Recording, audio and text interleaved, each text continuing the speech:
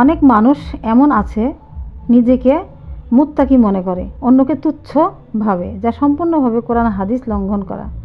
নিজেকে মহৎ গুণের অধিকারী মনে করা আত্মগৌরব। ইসলামে অহংকারকে একটি গুরুত্বপূর্ণ পাপ হিসেবে বিবেচনা করা হয়। নিজেকে নেককার ভাবা আর অন্যকে ছোট করে দেখা অহংকারের বহিঃপ্রকাশ। কোনো মানুষকে ছোট করে দেখা ঠিক নয়, কারণ প্রত্যেকের মধ্যেই কোনো না কোনো গুণ দেয়া আছে।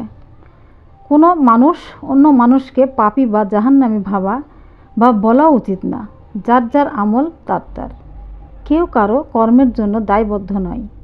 মানুষ উপদেশ দিতে পারে, কিন্তু হিসাবের দায়িত্ব আল্লাহর। নিজেকে ভালো ও দিনদার মনে করা শয়তানের অন্যতম চক্রান্ত। মোট কথা, নিজেকে নেককার ভাবা এবং অন্যদের তুলনায় নিজেকে শ্রেষ্ঠ মনে করা মারাত্মক ভুল। প্রত্যেক মুসলিমের উচিত বিনয়ী ও নম্র হওয়া এবং অন্যকে সম্মান করা। হাদিসে বলা হয়েছে, তোমরা ধারণা করা থেকে বিরত থাকো, কারণ ধারণা সর্বোচ্চ মিথ্যা কথা বলা। অতএব প্রত্যেক মানুষকেই আমাদের মর্যাদা দিতে হবে, কারণ প্রত্যেকটা মানুষকে আল্লাহ রাব্বুল আলামিন সৃষ্টি করেছেন সৃষ্টির সেরা জীব হিসাবে। তারা কে কী করছে, কে কী করবে, সেটা একমাত্র নির্ধারণ করবেন আমাদের মহান রব তাআলা।